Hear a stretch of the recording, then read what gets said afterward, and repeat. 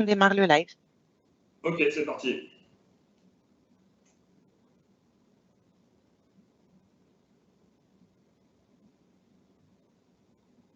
Good morning, everyone. Good afternoon if you're joining us from Asia, and a warm welcome to you all. My name is Eric Benoist, and I'm a tech and data research specialist working for Natixis in London. And after the success of our webinar last month on the topic of real asset tokenization, it is my pleasure to introduce this new session on something completely different today. We leave the world of blockchain and cryptos for the world of genetics and bacteria, and with my excellent guest, Savraj Bedi, CEO of Fine Spinners, Benoist, head of fiber materials at AMC, and Jeremy Blash, CEO of Pili. We look at how small engineered microorganisms can help a traditional industry such as fashion fight its pollution problem. The fight against global warming and the defense of the environment rarely spares a sector of activity. But if one domain invariably remains in the crosshairs of activist group, ladies and gentlemen, it's got to be textiles. The sector is often accused of being the third biggest emitter of greenhouse gas, with between 5 and 10% of global emissions, just behind food and construction. But as many of you already know, the textile pollution problem does take multiple forms, and at the source, it is first and foremost a fiber issue.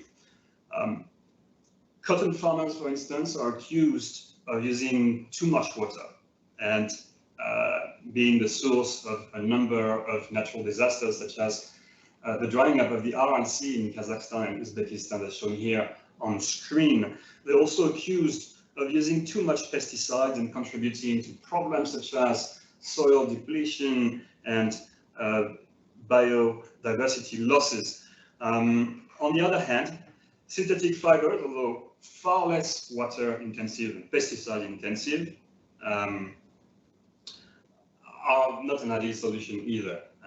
We love, of course, the durability of polyester. We love its lightness, its warmth, and resistance to shrinkage, stretching and wrinkling, but it's also actually a plastic derivative with a heavy carbon footprint, and of course a constant source of disruption for ocean environments through the almost invisible shedding of millions and millions of microplastic fibers. Now, to those of you already working in the textile industry, this will not come as a surprise, but the sheer amount of chemicals that goes into the fabrication of a single piece of garment is simply quite astonishing. From lubricants to solvents, adhesives, acids, bleaches, resins, softeners, stiffeners, waxes, flame retardants. The list is actually extremely long and implies robust processes for recuperation, recycling, and disposal, something that unfortunately is not always available everywhere in the industry. The most problematic of all is the dyeing process. We love our clothes to be bright and shiny and flashy, but of course, depending on the type of fabrics that we use, this generally requires lots of toxic chemicals to facilitate fixation and a certain level of light and water fastness. Again, we've all seen what happens when some of that stuff gets discharged in local rivers without being disposed of cleanly in the first place. There are some interesting picture on screen right now there. Dye stuff prevents light penetration in water ecosystems. It reduces the ability of plants to photosynthesize, and it can also decompose into highly carcinogenic compounds that can then enter the food chain and have very heavy and dangerous consequences for human health at the same time. It can also make water totally unsuitable for irrigation purposes. So as a society consumed by the tyranny of image and appearance, addicted to social media and drip-fed e-commerce services with 24-hour delivery, we're all contributing to this situation. And vast majority of what we buy, we actually throw away faster than any generation did before us. A lot of that ends up in landfills or incinerators. And if you look at this chart here from the US, you'll see that only 15%, 15%, gets recycled, as the process of separating fabrics in a landfill is extremely complex and labor intensive. In a highly globalized and fractionalized industry, there's only so much that regulation can do on its own, and banning this or banning that actually doesn't work that well in that case. We must also not forget that millions and millions of people rely on this industry to make a living, and so changing one thing on one side of the supply chain is bound to have profound consequences on the other. In Europe, the European Union has been pushing its strategy for sustainable textile since March, with a large focus on circular economy principles. And to a largest extent, the plan intends to make basically fast fashion unfashionable. It's clearly a very important thing, a very important step in the process, but it will require massive behavioral changes at a macro level. And it will take time, of course. If you look at the latest retail figures, I'm certainly not under the impression that we're observing any strong deviation from the usual consumption patterns. So sadly, there is no silver bullet here. There's no one-size-fits-all solution. And we certainly must consider every tool at our disposal. So in a moment, we'll discuss the role that synthetic biology can play in the greater scheme of things. But for now, I'd like to check if Sav Bedi has managed to join us on the call. Yes, I'm here. Oh, hello, Sav. How are you? Fantastic. How are you, Eric? It's good to have you. You scared me a little while for a few minutes there. I had technological issues. It wasn't going through my laptop, but I'm now there you go. Well, I'm glad to have you anyway. So I'd like to go back to some of the issues that I've just mentioned, and the pollution problem in particular, and why don't we start by basically giving the public here some idea of what you are doing, where you're based, and what your business is about at Fine Spinners. Right.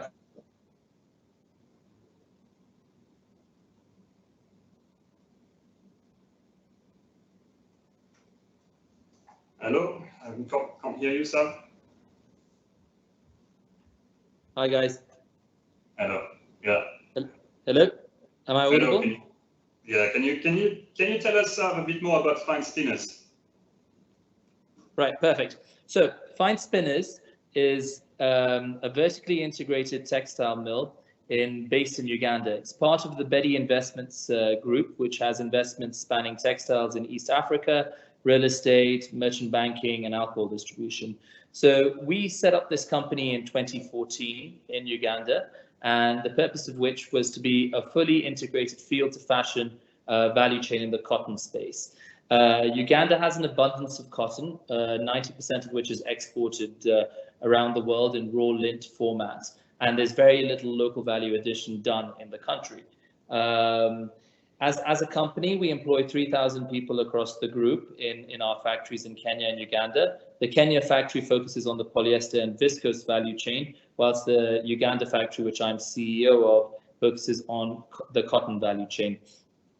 Across the group, we also have 15,000 farmers in the cotton space near the Congolese border and near the Kenyan border, which provide us with cotton lint, which passes through ginneries, spinning, which is all domestically done. We have a spinning unit, a knitting unit, a weaving unit, a dyeing unit, a garmenting unit. So we have the full value chain where we end up making garments regionally. We're one of the largest players in regional supply of apparel in East Africa, and we also supply various customers in Europe and the US. This includes the Otto Group, it includes Bonprix, Bestseller Group, the owners of Jack & Jones, PVH, which is the owners of Calvin Klein and Tommy Hilfiger, along with Hager and Perry Ellis. So these are a few of our customers. Kenya, we tend to do exports under the trade beneficial program called AGOA, the African Growth and Opportunity Act, which gives us duty-free market access to the US, and we do about $500 million of exports to the US market. Excellent. So I guess my first question to you will be, I made this long introduction about the pollution problem in textile. What do you make of it? Is it in line with the reality you see in the field, or am I just being too dramatic here? No, for sure. And I think sustainability in the textile and apparel value chain is something which has gained quite a bit of momentum in recent time. In fact, if you look at the data from McKinsey, they say about 30% of Gen Zs are likely to spend more on sustainable apparel and about 23% of millennials. So you are seeing a genuine shift away from the traditional fast fashion business model and its impact on the environment and the general sustainability of the sector. 60% of all fibers in the textile space come from fossil fuels, and that is mostly polyester based. And the remainder comes from cellulosic or cotton, which is the bulk of it. Now, on cotton, there is because cotton is the main agenda here on the fine spinners side. We'll talk a little bit more about cotton. So cotton is often considered to be a massive drain on the environment, primarily due to its large water requirement, and also due to the use of pesticides, which make its way through the food chain eventually, and also the sheer amount of land that is required. So the global production of cotton today is about 118 million bales. A bale is about 200 kilos. And you have about 85 million bales in inventory at any one stage. The interesting thing about cotton, though, is the way we look at cotton a bit differently, and a lot of the customers are starting to look at cotton a bit differently. Cotton has what you call identity cotton and sustainable cotton, which is approximately about 30% of the total cotton supply. This is through labels like the BCI, the Better Cotton Initiative, and CMIA, Cotton Made in Africa. So our cotton that we have in Uganda is largely CMIA. In fact, it's all CMIA, Cotton Made in Africa. And what's interesting about CMIA is it's a rain-fed crop. So 1 kg of our cotton consumes about 2,100 less liters of water, primarily because we are not irrigating. So this is also a rethink of how the value chain can be rethought of. Growing cotton in areas which are prone to drought, for instance, and then using irrigation is not necessarily sustainable in my view. Also, in terms of carbon emissions, we have less carbon emissions. We emit about 1.04 kg of carbon emissions per kg of cotton, which is 40% less than 1.8 kg for conventional cotton. So this is the way we like to look at it. We only produce sustainable cotton, and we only have our cotton certified that way. Another interesting aspect of this is when we talk about sustainability, it's not just the environmental aspect, but also the reliance on smallholder farmers. Our cotton is done through smallholder farmers, and that's why we're able to create employment for 15,000 farmers in Uganda. That is also a very vital part, because where cotton is usually grown in Africa, it tends to be in rural areas with very impoverished populations. So this actually helps bring people out of poverty, and the individuals who are typically farming include women as well. So that's also good for the gender equality problem that you face in most of these countries. In terms of what it does to the soil, cotton obviously is usually about a 5 to 6 month crop, which means that if you plant cotton continuously, you will destroy the soil and you will not have an ability to plant any other plants. But however, if you use 5 months of cotton and then you replace in the remaining 8 months, you'll do something, or 7 months, you'll do something where you will basically replenish the soil through maize or soya, XYZ, you'll be able to replenish the soil. Cotton as a crop in Uganda has been there since the colonial days. In fact, its relevance is quite significant. It's the 4th largest export of Uganda, and it actually is on the national flag. So if you have cotton in its normal format and not in its biotech genetically engineered format, it can actually be quite sustainable for growth within the tropics. And why do I say specifically within the tropics? Primarily because the cotton value chain has a very large value chain. You're able to produce cake for animal feed, you're able to produce cotton seed oil that comes out of it, and at the end of the season, the same cotton seed can be used for next year. So the cotton seed that you would run does not require an annual purchase of a new seed. If you engage in BT cotton, it is true the yields increase. So if you look at Australia, they produce about 1,500 kg per hectare because they use BT cotton, biotech cotton, whereas Africa is largely not using BT cotton. If Uganda, for instance, produces about 500 kg per hectare. The issue with this is the Monsanto is mostly focusing on a thing called bollworm. It's a pest that infects cotton across the world. However, in the tropics, I think you and some of our guests may be aware, there are plenty of pests. In fact, over 150 different species of pests for cotton alone. So attacking bollworm won't necessarily improve your efficiency as much as you'd anticipate. And that, combined with the fact that every year you have to buy the seed from Monsanto, impoverishes the farmers unless you have some sort of mechanism to support them at government level. In fact, I'm not even going to try and pronounce some of these 150 species of pests because they have very complicated names. So I think cotton, if you rethink how cotton should be grown and use of rain-fed crop as opposed to large-scale irrigation, we can reduce our water usage there, and farmer training through sustainability based cotton programs such as CMIA and BCI, which come on the ground and actually develop the cotton to actually have less of an environmental impact through farmer best practices, is a way to actually ensure sustainable cotton. Either of these fibers, both cotton and polyester, can't go away anytime soon because we do not have the technology or the replacement fibers in place to do large-scale commercial replacements of these fibers at an economically par cost for the end consumer. Right. So you also mentioned a bit earlier in the conversation that you're basically a very vertically integrated group, right? And that's another important aspect of sustainability for you guys. Can you elaborate a bit on that? Sure. So we've always been a vertically integrated group. In Kenya, we do it from fiber to fashion, and in Uganda, we do it from field to fashion. The reason behind this is we believe that this supply chain, the textile supply chain, is one of the most complex and complicated supply chains. For our viewers, just to give you an idea of the journey that happens to create a t-shirt, you could have cotton grown in the US, exported for spinning in India or Pakistan, fabric manufacturer in India, Pakistan, sent across to Bangladesh or Vietnam for garmenting, and then sent back across to the US or Europe for consumption in garment form. The average consumption of a US consumer is about 38 kilos per capita of all fibers, and in Europe it's slightly lower, about 30 kilos per capita. So you can see this journey across the world, which has tangible implications in terms of carbon emissions. And this is why we wanted to be a vertical setup.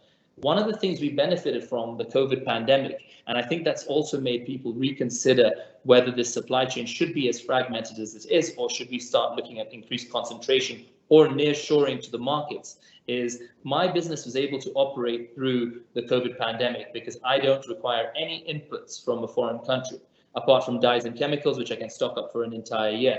My cotton is on site and the value addition is all done to a garment level. So the resiliency of my supply chain being vertical was very important in COVID. And I think COVID also pushed a lot of the digitization trends, which I'm sure we'll touch on a bit later. And I see that in terms of carbon emissions, this is definitely a play which is going to be relevant to the future. In fact, there was a study commissioned by Dr. Johannes Merck of the Otto Group, who came to the conclusion that one 40-foot container of our t-shirts from Uganda emit 5 tons less carbon emissions than a similar container from Bangladesh, purely because it's all under one roof. Right. Another interesting thing I'd like to touch on is in the field to fashion value chain, the bulk of my energy comes from the grid, which in Uganda is hydro, so it's all green. It's 87% green energy. And so you mentioned technological trend, obviously, and I'm curious here. How do you approach this technological trend in your business? Are you actually following the latest stuff in artificial intelligence, blockchain? How do you look into these kind of things and improving your sustainability as well? So yeah, I think technology will be a big player in improving sustainability and actually reducing the impact of this value chain across the globe. How do I and as a business, how do we keep in touch? This actually a year ago, I did a program at MIT on AI and implementation in our value chain. And one of the interesting things I've noticed is a lot of this can be solved at the problem of generation of the product. Fast fashion has been the mantra for the last 20 years. I believe going forward, we will shift to slow fashion, which will be higher priced, but better quality products that will last for longer. Fashion companies will increase their investment on average today from about 1.8% of sales into technology to about 3.5% by 2030, according to Business of Fashion. And the global spending on virtual goods was $110 billion in 2021, which was double the 2015 number. So you can already see this value chain is moving a lot into the digital space. COVID pushed this as well. And as a result, you're seeing a lot of purchases online and a shift towards e-commerce. Bricks and mortar retail will integrate into e-commerce through an experiential experience as opposed to enhance the brand value and characteristics as opposed to actual fulfillment centers for purchase. So I think with this movement and with the developments in the cloud, Internet of Things, XYZ, we have a lot of data available. And this data will be available online in terms of consumption patterns, colors, trends. And with simple AI technologies like natural language processing and machine learning, we can interpret what is the actual demand for a particular color in an upcoming season. We can also forecast better what is the likely demand. So the traditional model of producing 20,000 t-shirts in various colors and seeing how they sell and then having to discount them substantially and the bulk of them end up in a landfill can be avoided through mass customization and actually appealing to the end customer in terms of tastes and preferences. We have that ability with AI today and big data analytics to actually reduce the problem of generation of this volume of material. And if we reduce that, we reduce the impact on the landfills, we reduce the impact on the environment. And it's a way to actually solve the problem before we get into the bigger question, which is how do we recycle? Because recycling is very costly today. Recycled polyester costs more than virgin polyester. Recycling of garments requires them to be torn down back into fiber again. It's all a very costly process. So if we could avoid it at the demand stage and reduce mass dumping of goods, we could solve this problem.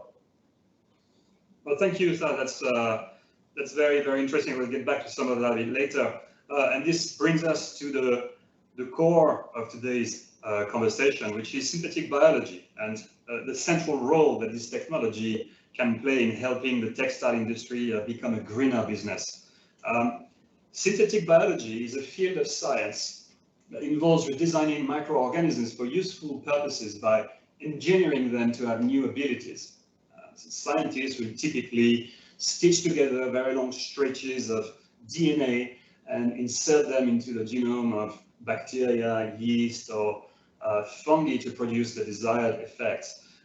These pieces of DNA can either be from other organisms, they can be fabricated entirely and completely novel. So research in that field has been going on for decades, but it has certainly accelerated in recent years thanks to the enormous advances made in DNA sequencing and editing technology. And here I would like to mention a couple of things.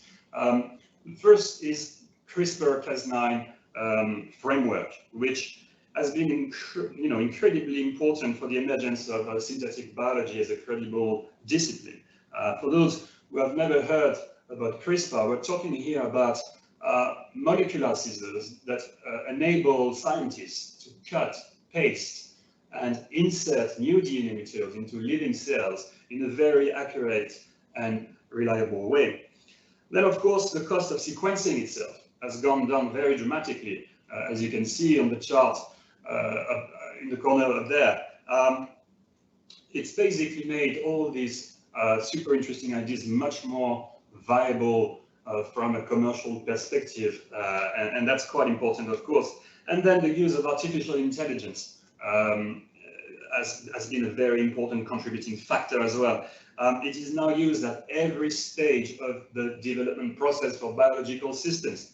And it's perhaps not so surprising that a company like Microsoft, for instance, is supporting the whole synthetic biology ecosystem with specialist software, machine learning capabilities, cloud computing, IoT, robotics, and so on and so forth. The group has even opened the first molecular biology laboratory in the UK in 2019 and very much involved in the R&D effort. So we're going to dig into very concrete examples relating to the textile and fashion industry very shortly. But first, I want to give you an idea of what synthetic biology can do in other sectors. In agriculture, for example, it is involved with the design of biofertilizers to help solve things like depletion problems. It is also used by the food industry to develop tastier and more realistic alternative plant-based meat products, for instance, or even natural vanillin without having to resort to quite polluting petrochemical treatments. In the cosmetic industry, it can replace things like collagen, which is an animal-based product, or squalene, which is an important moisturizer for which hundreds of thousands of sharks are being hunted every year. And in healthcare, and we'll talk about that maybe with Benoist very soon, it can help with vaccines, wound treatments, the protection of medical implants, etc., etc. There are more applications in mining, in carbon recycling, in electronics. The list is actually extremely long. And the Boston Consulting Group estimated in a very interesting report earlier this year that by the end of the decade, synthetic biology could be used extensively in manufacturing industries that account for more than a third of global output. That is just under $30 trillion in terms of the value. So quite a significant market opportunity. And to help us understand how the whole thing works, I'd like to welcome Benoist Cunier, Head of Fiber Business at ANSilk. Benoist, how are you? Hello, Eric. I'm fine. How are you? Delighted to be here. Hello, everyone, and really happy to be able to participate. I'm very passionate about this topic and this fascinating technology because I really believe it offers a true viable solution, especially for textile, to make it a better place. So you must be quite tired. I heard that you were actually presenting a few days ago at the COP27. How was it? That's right. That's correct. Yes, we were last week. We were invited by the UN to present ANSilk and the technology to the COP27. It was a fantastic experience. Excellent. So why don't we start, Benoist, by telling our listeners a bit more about the company and what it does, and also, I mean, I've got a beautiful picture here of a European garden spider for you, and also how these spiders are involved in your business and what we can do with them. Exactly, that's the right one, Eric. So yes, ANSilk, which stands for Advanced Materials Silk, actually was born as a startup out of the University of Biotechnology of Munich in 2008. And our heritage, very clear, you can see it here. It was the idea of a spider silk. As you may know, it is one of nature's strongest and most versatile material, actually twice stronger as steel. Yeah, something really amazing. But of course, spiders are cannibals. Yeah, so farming them like the Bombyx silk, for instance, to produce it on an industrial scale is impossible up to date. Yeah. So you can imagine for a long time, it was really the grail of scientists to find basically another way to replicate and produce the spider silk basically without the spider. And this is really the heritage of ANSilk, which basically solves this challenge by inventing a technology how to produce spider silk on an industrial scale without the spiders and using this DNA sequencing and biotechnology. And today, ANSilk, we are in a scaling up phase. So we're not a startup anymore. We are really in the development phase, industrial production. And we are active already on many markets. You mentioned already some of them, Eric, such as luxury apparel, footwear, accessories, like the Omega watch strap. It's a product already you can buy online. Automotive, aviation from composite material, medtech, which you mentioned, cosmetic, home and hygiene. So it's unbelievable. This technology has really many applications, and of course we can discuss it more in detail. So why don't we actually dig a bit further into the technology itself? Can you maybe tell us how the whole thing works, in simple terms, where you start and how you end up with a silk product? Sure, promise I will make it simple. I'm also not a scientist, so I make it simple. Right. So it's really fascinating because actually AM Silk use the work of Professor Scheibel, who work here in Munich on spider DNA sequencing, as you presented already in your introduction. And out of all this research, we selected one DNA or genome in particular. It's the European garden spider, the one you see here, for the specific property of its silk. I think you may know one spider can make up to 8 different types of protein, depending if she's doing the net or if she's going down the roof. These are different type of silk, yeah, so that's quite fascinating. And so we selected the European garden spider because especially of the strength, the tenacity, and more so the elasticity of the silk made by the spider. And basically in an innovative and patented process, using the genome of this European garden spider, AM Silk find a way to teach E. coli bacteria to produce silk protein by basically delivering, let's call it the blueprint for the silk protein directly into the microorganism, kind of an implementation. And once this bacteria, the E. coli, has been coded, these microorganisms are placed then in very large stainless steel, I would say, vessels. We call it tanks as well. We will basically feed them with renewable plant-based raw material and also heat it at body temperature. So at the beginning, the microbes, the bacteria, will just multiply and fill completely that large vessel containers. And after a while, maybe 24 hours, we will send them a signal, and suddenly they will start to change their behavior and basically produce the silk protein. So that's basically the process. And after 24 hours, we will the production is completed. The pure silk protein can be harvested. We will clean it, dry it, and basically the end product is a kind of pure silk powder. This process is called biofermentation, and the basic principle of biofermentation is already basically you can find it also for production of food or medicine. Yeah, so we basically use this DNA sequencing together associated with biofermentation to create that new technology. And so the great thing about this technology is that the product, in a way, is entirely programmable, right? You can actually tweak it a little bit to obtain completely different results. So on one side, you'll be able to get very silky products, satiny, luxurious silk stuff. But if you want to reprogram that to get something harder and that you can use in maybe aeroplane materials or things like that to absorb shocks better, then you can do that as well, right? Correct. It is highly programmable, or you can customize it to a great extent, and the application was almost limitless. Just as an example, yeah, we started, the first one was in cosmetic, because with the silk protein actually typically have a behavior, we like to bond, to come together. And therefore you can imagine for, let's say, dermal repair or hair repair for shampoo, this is for let's say, option for vegan option. This was one of the very first application, and there are already again here existing products on the market like a boot shampoo. In medtech, yeah, because again here that silk protein is fully compatible or biocompatible with the human body.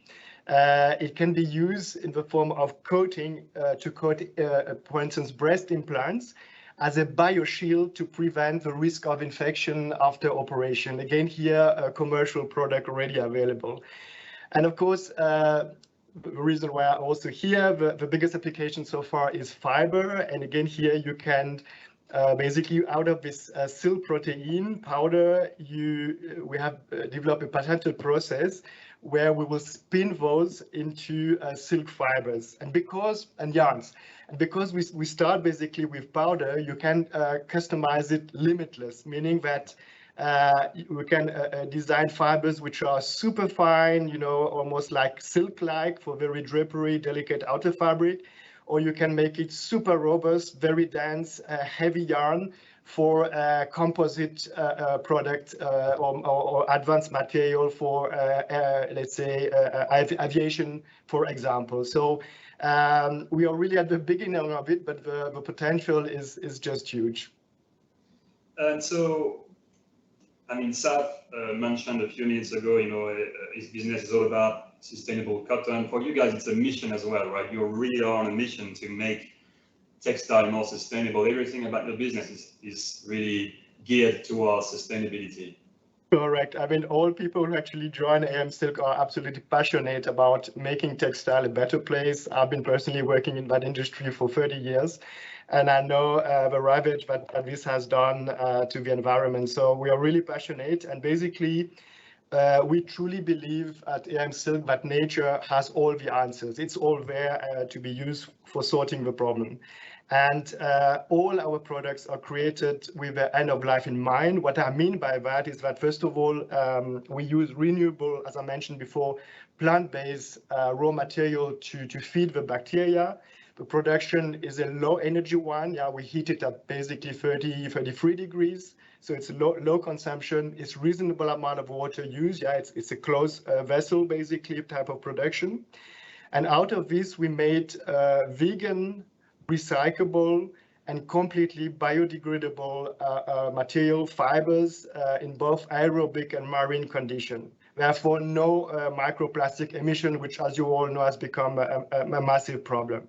So our products are really truly environmental friendly, and we believe will make, going forward, a significant contribution to a future zero waste society. Well, thank you very much, Benoist. And on that, I would like to turn to our third guest today, Jeremy Blash, CEO of Pili. Jeremy, are you with us? Yes. Hello. Hello, Jeremy. It's good to have you today. So, what is? Let's talk a little bit about your business. And you're based in Toulouse, in the great land of the pastel des teinturiers. Our French colleagues will probably know what this is. Why don't you tell us a bit more about your business and what it is that you guys are doing for the textile industry?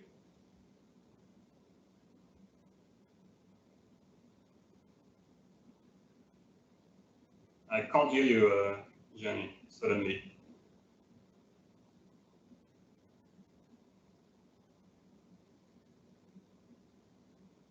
We've lost sound with you.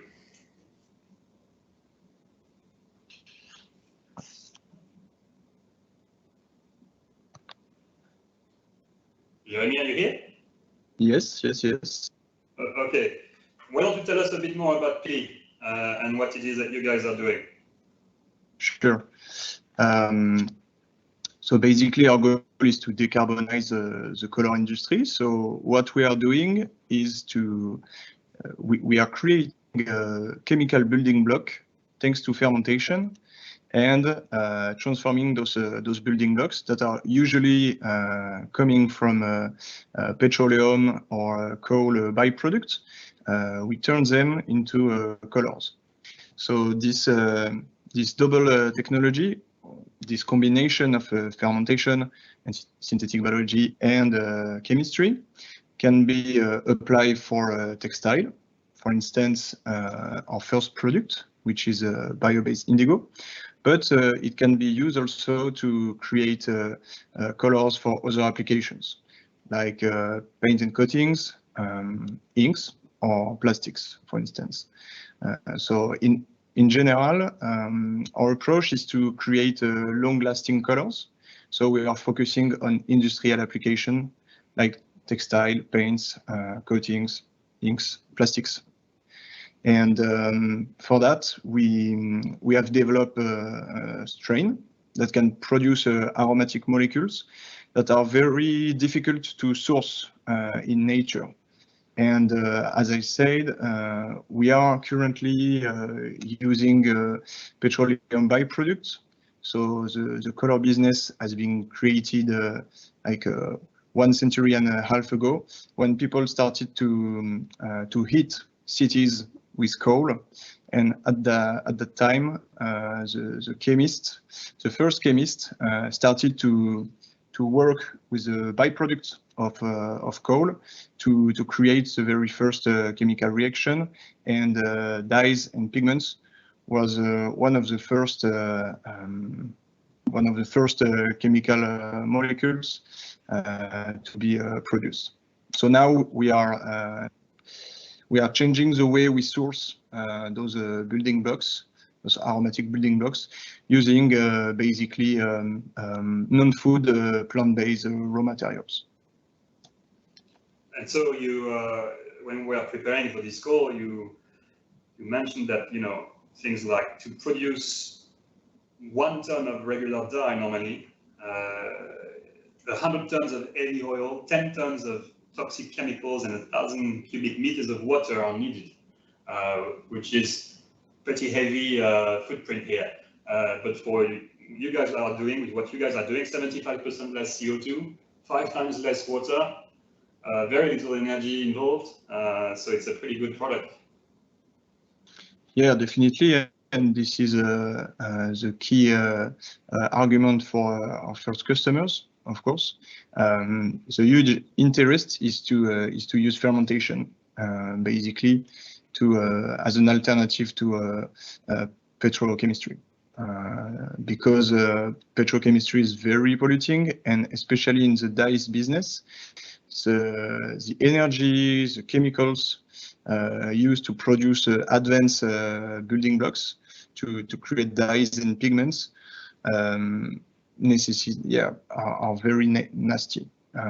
Basically, sometimes you have to heat up to 500 degrees and a huge, large amount of acid or base, strong acid. So this is definitely a new way of making chemistry. We also try to innovate on the chemical part of our process. So we use as much as possible, and of course, when it's relevant, we use flow chemistry, for instance. Several techniques that are not really used today in the dyes and pigments industry, because it's an old industry. So the current chemical processes to make dyes and pigments are generally in place since 50 years at least, and sometimes 100 years. So it's not they are very old-fashioned, I would say. And so why, I know some of your competitors in the industry are trying to do those colors and pigments entirely from synthetic biology, and there's no sort of a chemical part added to the product. So why is it that you guys chose to have this more hybrid approach to this business? I will answer by a question also. Why would biology be the most effective technology every time? In fact, chemical reaction made by living organism is not always efficient. So clearly, we don't want to have an extreme approach. We want to take the best part of each chemical technology that exists today, and this is very clear that for some chemical reaction, chemistry is much more efficient and sustainable, because it's efficient, than biology. Okay, so right now you are focusing on indigo, which is, as many of our listeners already know, the color that used for the blue jeans industry in particular, and there are something like 2.3 billion pairs of blue jeans sold every year, which is like 73 pairs every second in the world. So it certainly is a very big market opportunity for you guys, and I certainly understand that. How difficult would it be for you to grow the product range to include maybe other types of dye stuff, like dispersed dye for synthetics or reactive dye for cottons? How would you? How long would it take to do that? Well, it's not technically very difficult since we have produced already the key building block. We already produce more than 1 ton of this product. So now producing 100 or 1,000 ton, it's just a question of investment. And technically, to produce those dies, it's not there is no theoretical barrier to produce that, but it's a huge investment. And it will probably, if we had the budget tomorrow, it will probably take 3 to 5 years to develop those die stuff. Understood.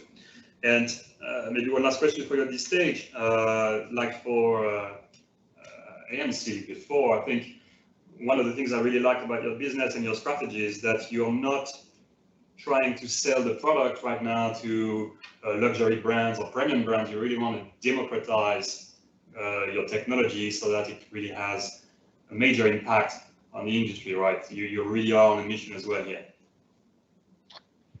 Yeah, sure. So this is the mission of Philly from the beginning. We created the company for this mission.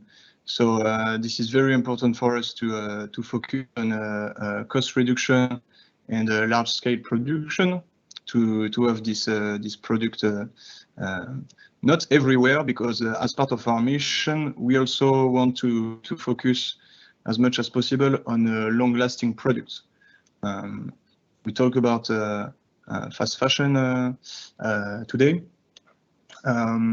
We are not completely clear on that topic today, so I should not talk about it.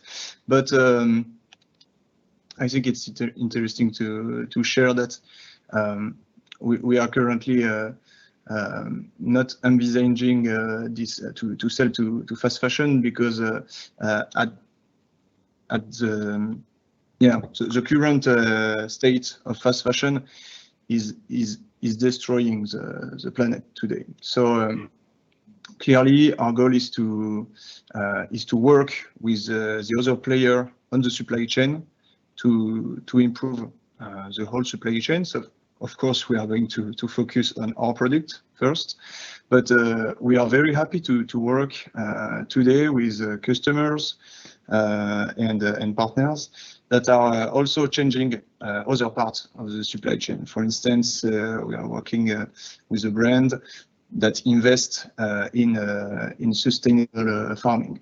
So yeah, this is very important for us to as a mission to change also the supply chain, and not only our little part of dye stuff production. Right. Okay. Maybe I have a question for Sav again, if you're still around, Sav. I want to basically ask you, what you think about, Jeremy's and Benoist. What would you be actually interested in using those products for your own business, and what would stop you from doing so? So I think this is a very interesting realm which we must explore. And first time I'm hearing Benoist's business and how it works. I've had the pleasure of meeting Jeremy before, and I did express my enthusiasm then as well. I think it's very interesting to see the efforts that are being made to make this supply chain more sustainable, and the angle that is being taken from a biological perspective. I like what Benoist said, that all the answers are there in nature. I do believe that a lot of what we can do and a lot of what we can just reorient small things which can have massive impacts in terms of our carbon emissions, in terms of our sustainability. So I would be very open to utilizing both the technologies that have been mentioned. I believe the cotton dyes are a while away, but the polyester dyes could definitely be used. I think the biggest constraining point comes down to the fact that this, like every sector, is a demand-driven business, and you need to see the demand from the retail side. Fast fashion, as Jeremy said, is still very robust. A lot of people still consume an incredible amount of fiber. And if you just look at the difference between the US consumption patterns of all fibers versus the European ones, you can see the Americans are still, they're 10 kg higher per capita per year, which means that they still don't really care much about sustainability as compared to their European peers. So when we look at it from that perspective, retailers need to start looking to make that genuine shift towards slow fashion. It can't come from the manufacturers like me, because I'm just I just fit into the supply chain. I don't have my own brands, which I can actually say this is a green or sustainable brand. So I think there is momentum in that direction for sure, as with the data that I saw from Business of Fashion and McKinsey. However, it all comes down to the commercial price point, I think, right now.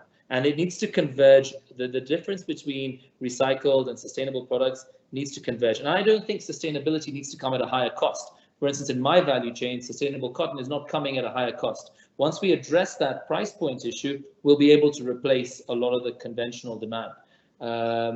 However, I think sustainability also needs to be viewed in the context of where is the pressure on the value chain? And usually the pressure on the value chain is on the manufacturing side, on the side of the value chain which can harbor it the least. Not in terms, so if you look at like the Rana Plaza incident in Bangladesh and all these workers which are working below minimum wage in different countries, child labor, it's because the retailers in fast fashion have put that pressure back on the weakest part of the supply chain. So it goes back down to the demand and moving away from greenwashing the data.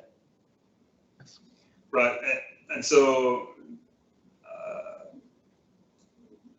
you mentioned to me as well that for you, for using those products, there's an element of sort of capex, and you being able to use the products without having to change completely your machines and systems, right?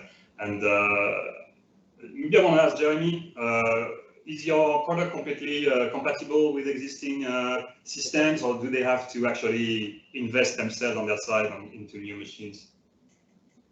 No, there is no investment needed. we produce the same molecules, but in a bio-based version. It's also a good way to be sure that there is no eco-toxicological issues with the molecules we produce. So no need to invest. So the process are also the same. Right. And so Sarah basically says that, as an industrial is under pressure, it's a thin margin business, of course. So for you guys, I guess, Benoit and Jeremy, it's also a matter of making sure you get to that critical size where you can compete with traditional products, right? And I wanted to ask you, how do you get from where you are today to producing thousands and thousands of tons for your clients, and what is the strategy there? Maybe Jeremy, if you want to start. Well, I don't completely. I not completely agree with the argument of price, because I think that at the end it's a question of market shares and yeah, market pressure. When a product becomes to be very important to gain market shares, the price can be higher. This is what we see for the first customer we have. So I'm sure we can scale towards a big factory, even if we sell our product a bit more expensive. And it's probably what is going to happen. So we are currently in a demonstration phase. We are going to build a little chemical plant producing 50 tons per year. During 2023, we are going to build this plant, and our plan is to build a large-scale factory in 2025. Right. And Benoit, on your side, how do you approach the question of price? Yes, of course, an important one, but I really share what Jeremy said. And before answering the question, I would just like to mention something which relating to what Jeremy said about synthetic biology and different and exactly like clean mobility. I also believe that the solution for textile, making it a better place, is not just one. It really depends at the end what type of products you have, what is needed. So there are different technologies available, and it's the combination of all of these which will make the industry moving forward. Yeah, so synthetic biology obviously works very, very well for fiber I would say silk spider manufacturing, but of course for dye stuff it might not be the best one. So it's really, that's important to use all what's available in nature, but not always in the same way. And regarding your question about the price, so for us the scaling up, as mentioned, has already started. Our business model is about we're not trying to build everything ourselves. So first of all, concerning once the fiber has been spinned, you can process it on any let's say standard textile equipment. Yeah, so there's no capex needed, similar to what Jeremy mentioned. And for our own scale up, our business model is basically we have made strategic partnership with very well-established leading companies for biofermentation, but also in spinning. Our approach is we're not pretending to be expert in everything. Yeah, there are some companies, some know-how, we can do it better. So basically we do develop everything here in Munich in our pilot plants for biofermentation as well as spinning. And once this is set up, we then transfer that to strategic partners. We already have, let's say, the industrial setup for it. And to start with, our production is based first and foremost in Europe, in Eastern Europe, with established companies. And as also Jeremy mentioned, I mean, it's clear for us that our would say vision is to make smart biotech material available for everyday use. But again, it's not, you know, this mass, it's quite focused. And at the beginning, of course, it is linked to maybe the luxury positioning because we are still in that scale-up mode. But very clear, our midterm objective is to make it much more broadly available, let's say, following our scale-up plan. So that's very clear, the objective. Right. And well, we're already pretty much out of time now. I wanted to ask maybe one final question on the funding part of this business. To get to a certain size, obviously you need some very robust investors, and I know that times are difficult right now with the ongoing economic crisis. I also know that there's a lot of money going to this sector, with some pretty big investment rounds being finalized over the past 2 and 3 years. How is it right now? How do you, Benoist, how do you see how is it for you, this market? Can you actually raise money easily at the moment? Yeah, it's an important question, and we are in the lucky state that indeed there's such, let's say, expectation what this technology can bring. So we have also on the investor side, just as a customer side, in the luxury to get a lot of requests and participation. However, I want to mention that because it's never been done before, and there are really a lot of challenges scaling this up. So you really need investors which have, let's say, somehow also understanding what setting up, a biofermentation production on a large scale using microbes to do it is not something easy. Yeah? If you feed them too much, they get lazy. You don't feed them enough, they go on strike. So these are living organisms, very tough technology to scale up. So it takes time, and you really need investors who are willing and able to work with you. And I would say also investors which has a certain understanding of this biofabrication. What does it mean? But nevertheless, as mentioned, there's great interest and a lot of, let's say, open doors on the investor side also for us, yes. And Jeremy, you said to me when we were talking about this, that you find it sometimes difficult to find investors with a focus on biotechnologies outside of the healthcare business. Is that still the case, or how do you see this at the moment? Yes, it's not easy because there are very few startups in the field of chemicals. So it was not easy to find investors. But hopefully we find a different type of investors, and for instance, family-owned business that are very great investors because they are in the long term with us, and it's very important. So it's almost there is similarities in the investment and business, because what we see today is that family owned business are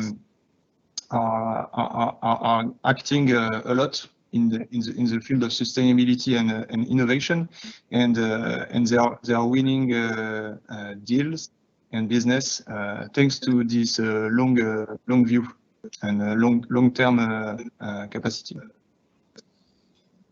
And so, what about you as a family business? Actually, would you actually invest in projects like these, or do you partner with startups and innovative companies for your business and get on top of these technological topics? Yeah, so as a family business, we've been operational for 50 years. And it is true that family businesses do tend to have a longer term investment horizon. And we look at technologies like this with a lot of interest, primarily because we're not really reporting to an external bunch of shareholders which want quarter-on-quarter returns. And actually, we can see the longer term benefit of some of these technologies. For me, where our current business is currently placed, we do partner with people who are looking to implement new technologies and try and see if they can integrate them into our existing capex and machinery. In fact, we have some chemicals and dyes guys who are on the ground right now trialing some stuff with some of their new technology that they're trying to implement. So we do partner that way. In terms of absolute investment into this space, I think we'd like to, for us, any sort of investment in these technologies would be for the large-scale commercialization of them and the usage ourselves. So when they get closer to the point where they are addressing the bigger problem in the room and not the niche issue, which I believe these technologies can in due time, which is replacing almost 90% of all fibers being polyester and cotton, conventional cotton, and actually solving those bigger problems, it looks like an interesting investment for us. Right. Okay, let's conclude. I want to ask Benoist and Jeremy a final question on the question of ethics. I get a lot of questions about this when I talk about synthetic biology. Are you actually hurting any bacteria here? So maybe I start with the answer. So our product is obviously safe. You can imagine if it's used in medtech as to code breast implant, it has to go through a very tough process of homologation. So basically, yeah, I mean, our bacteria are considered as safe by the authorities. The genetically modified organism are cultivated and processed in a completely closed contained system. So therefore, that's also, I would say, perfectly safe.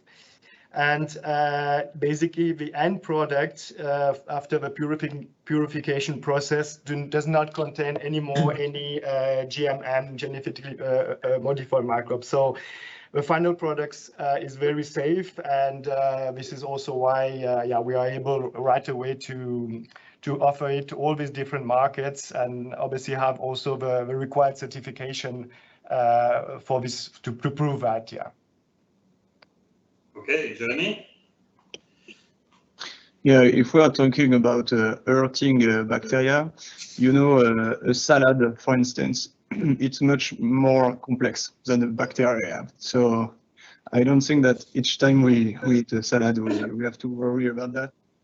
And if you want more content on this topic, we have created a project that is called Glory to the Microbes. And you can read the manifest on our website, and we are going to release posters and also a book probably before the end of this year on the topic. Excellent.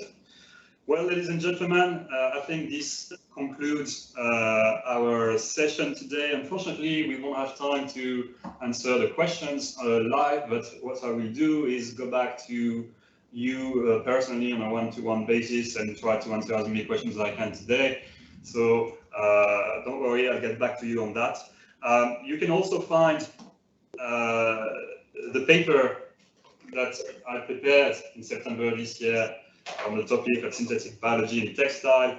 And I invite you to read it, of course, or to contact me if you would like to receive a copy. I think it goes into a lot of what we discussed today and much more detail about the technology and stuff like that. So don't hesitate to get in touch. And for now, well, thank you very much for attending and for joining us today. Jérémy, Sav, and Benoit, thank you very much for your presence, and see you soon. It's a pleasure. Thank you very much. Bye-bye.